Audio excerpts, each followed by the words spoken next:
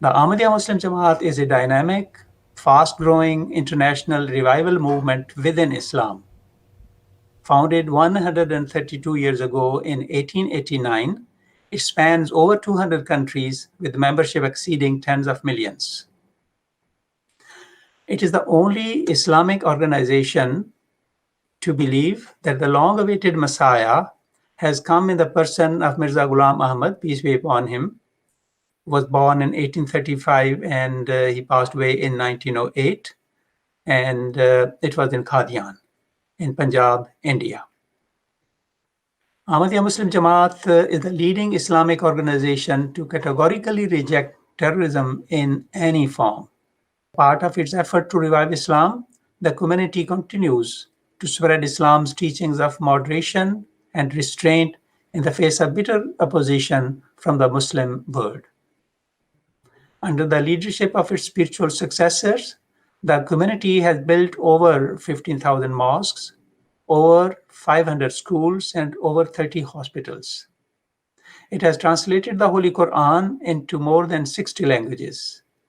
It propagates the true teachings of Islam and the message of peace and tolerance through a 24-hour satellite television channel, MTA, and the internet at alislam.org, and the print at Islam International Publications. It has been at the forefront of worldwide disaster relief efforts through its independent charitable organization, Humanity First.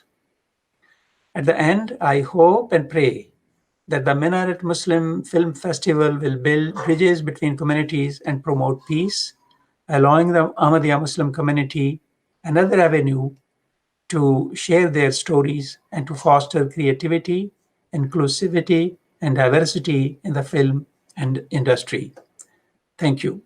The pandemic that we're experiencing has brought to light a pandemic that we've been ignoring for centuries.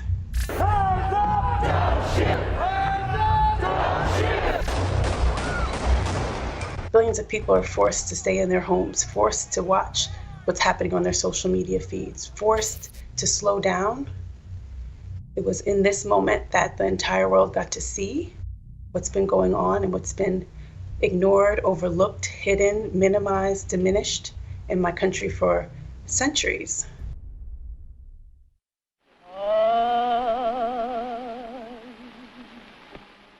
It's such disturbing video. George Floyd handcuffed, lying on his stomach, with a police officer's knee on his neck for nearly 9 minutes as he begs for breath. Video showing an officer grabbing Jacob Blake by the shirt, shooting him several times in the back. His 3 young sons in the back seat of the car. Hazur himself had seen the video, the pain in Hazur's voice and grief. He kept saying, "I can't breathe," and still the police didn't show any mercy. True peace cannot be established until there is justice. Hazur, both the 4th and 5th Khalifa I've seen, have always been able to put their finger on the real issue which brings about racial tensions. Despite the fact that there is no slavery in America, the blacks are treated even worse than slaves. We're human beings. That's who we are. We are human beings exercising our right. Why do y'all fear us? Black inequity in the Western Hemisphere is a 400-year problem. How are we going to fix it? By simply throwing up some signs and posting things on social media. This divided nation, this polarized nation, this racialized nation is now being torn apart again. I fear that there is going to be a big civil war. I feel like tensions have increased substantially. What we're seeing now at night it's nothing short of a civil war. It's pretty simple, actually. I think the inspiration was Hazrat Khalifa al-Masih himself. I serve in the production team in MTA, and it was Mr. Abid Khan, who's the press secretary for Jamaat Ahmadiyya. He's also the head of the news department in MTA, and so he approached our director, Mr. Minaret, that they wanted to do a project where we highlight the antidote that Khilafat has been providing over so many decades to this issue, because this is something that, as you might have gathered from the documentary, affected Hazrat Khalifa al-Masih deeply, and so we were told that who wants this issue addressed as fully as possible. So when I was chosen to take part in this project, I had a chat with Mr. Abid Khan, and it was pretty evident that the best way to do this is to put forward what Khilafat has been saying, our current Hazur has been saying for the past 10 or so many years, and then intersperse that with commentary from people within the US. The project initially was quite huge. We had participants from Africa and others from the US, and just because of time, it just wasn't possible to include everybody in there. We wanted to approach this topic from many different angles. So we had, for example, the national president of the Ahmadiyya Muslim community in Ghana. We had his interview, the national president of the Ahmadiyya Muslim community in Gambia and also Nigeria. We had their interviews, and a few other brothers and sisters from the USA as well. But I think one of the most iconic lines from the documentary is something that Mr. Basir had said, that the issue of black inequity in America is a 400-year problem. So you definitely can't tackle that in one program, whether it be an hour or more, or a few episodes even.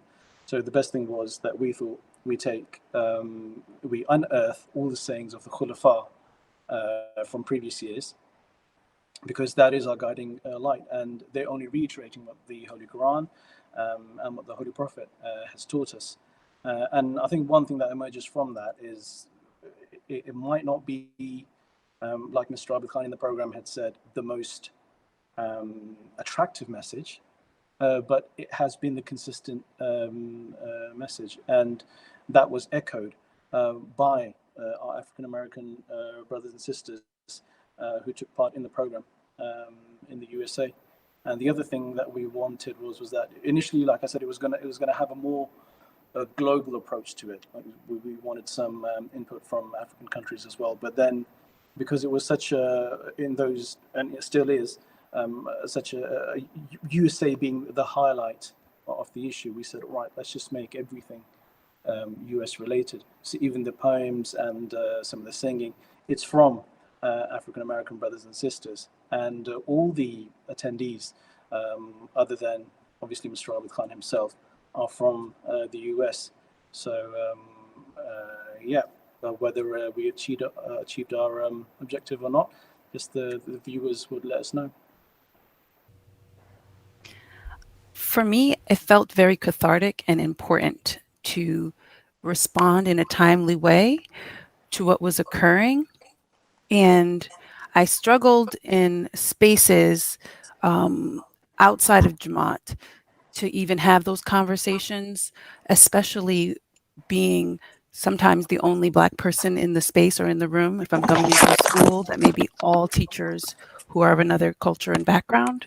So having those conversations in those spaces was challenging, but my home, my spiritual home, my Jamaat is the most important space that I exist in. So desperately wanting to see it, the pain, the importance of our guidance, and to see voices uplifted, Black voices, men and women. That was the impetus behind it. Brother Abid Khan suggested that I take part, and I of course wanted to do something meaningful, and I knew that Hazur's personal wish was to see this happen. So I was all hands on deck and ready to go, and hoping that it would be a salve and a balm for so many people who are hurting and needing to hear a message from our Jamaat members and to see our faces too. Yes. Similar to Sister Latif, for me it was also an answer to a call. I said Labaik because I felt a duty to share my perspective on it. The video happened at a time when it was, right after it, it was still raw. And so there was a lot bottled up, inside me that I wanted to say about it. And this offered to me the perfect opportunity to put my faith in context with regard to what was happening. I believed that it wasn't just going to be an Ahmadi audience. And so my hope was that others could see the effect that our faith has on our understanding of what's happening. And so I grappled, with the issues to come to grips with it, so that I was not, too preachy, similar to any tabligh type of approach. But I hoped that it would be, a tool, that the external audience could see, the peace that we experience within our community, the way in which we are somewhat sheltered from from the um, from the harmful effects of the racism, but yet we're still on the front lines at the same time. So I wanted to be a part of that message, and I knew with some of the other participants in this that they would be able to capture it in a way that I couldn't if I couldn't find the words. So I mean, the easy answer, of course, is to say that the Khalifa of the time called, and I had no choice but to go, right? but but I would also temper that thinking with a personal recognition of how difficult these things are for some of us. Because at the one hand, you're being asked to kind of speak with a voice of so many other Black people, right? And in this case, it's although all Black Americans or Black people in America get caught up in this, or African American brothers and sisters have been on its brunt for so long. So in my own case, when asked to kind of speak on this issue because of my Caribbean background, I sometimes kind of question my own self. Do I have the tools to be able to speak to this issue in the right and appropriate way? So I think in my own case, as I struggled with that, something interesting happened. Right, my dad was staying with me for a little bit. My dad is not a Muslim. He's not an Ahmadi. He's actually a Rastafarian. And I remember sitting and watching the documentary with him once it was complete. And, like us, he was very moved by it, and he reminded me of an incident of when I had just moved to Fort Lauderdale with him. And we ended up in a very similar kind of altercation with the police in Oakland Park, which is where we lived. And literally, he reminded me of that. And he talked to me about his own fears as we were both kind of put on the concrete face down with guns in our backs, and literally all we felt was muzzled, And he was like, I don't know what was I gonna tell your mom? You had left Jamaica to come here to get an education, and I was gonna have to call her and tell her that you got killed by the police and we were here together. And so that kind of struck me in that moment, as we talked through that, and I said, one of the reasons I'm pleased that as a community we could tackle this issue was because at least, as Sister Aliyah says, it's very cathartic, because you're trying to understand what's happening to you, what's happening in your world, and then you want the young people, the kids coming up, to kind of have some understanding as to your own struggles as well, right? And even though we're covered in this lovely faith community and the deep spirit that we have, these are issues that we face every day. So I struggle through it, knowing that I'm probably going to be really inadequate at it, but I have an opportunity to speak to it, so obviously I should, right? So I think that's how I think about it. I didn't prepare a lot for the program, again, because the time that this happened was July, and George Floyd was murdered at the end of May. And in between that time of his murder and the time when I began to be able to record, there was so much happening. There was so much pain going on, from the young people I was meeting in schools and educators who were breaking down in tears, to our Palma sisters who are feeling very, very deeply affected, as you would expect. You're seeing your son, you're seeing your husband, you're seeing your brother when you see something as traumatic as that video of George Floyd. So I didn't really have the capacity to prepare a lot of notes. I really wanted to kind of hear what the questions were and respond as sincerely as I could from the heart. And because that was the approach I took, after I finished about an hour and a half with Tokir, I ended up remembering I'd left off something. So I said, I need to record something else. Like, I didn't get to the point of what I was really wanting to say. And So I had to wear the same clothes again, and we recorded some more the next day.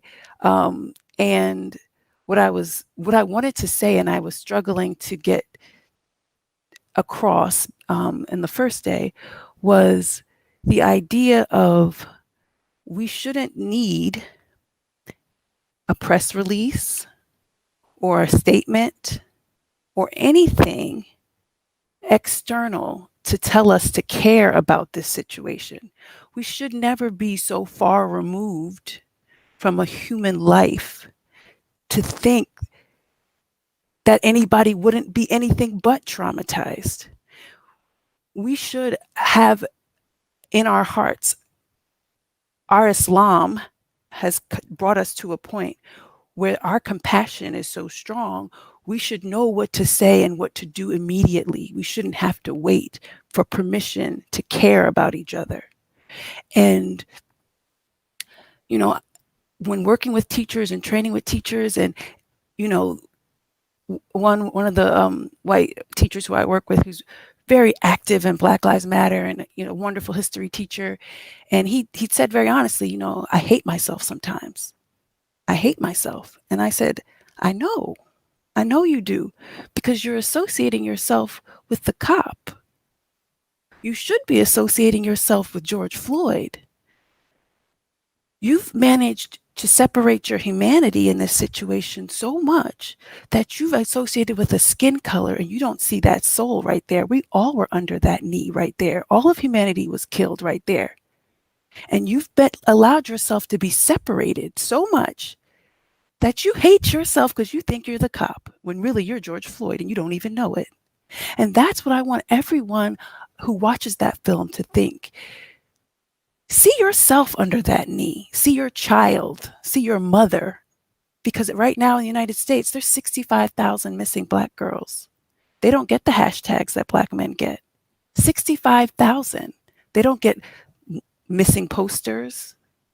People have to find them themselves on social media and put pictures up. You should see yourself as that missing person, because we're Allah's creation. This isn't a choice. We came here with Allah's will to be the color that we are and to recognize each other. And the moment we stop doing that, we lose our humanity. And if we are the community of the promised Messiah, if we're the community of love for all, where is that when we need to have someone tell us to care about someone? So for me, that's what I didn't get to say on the first day.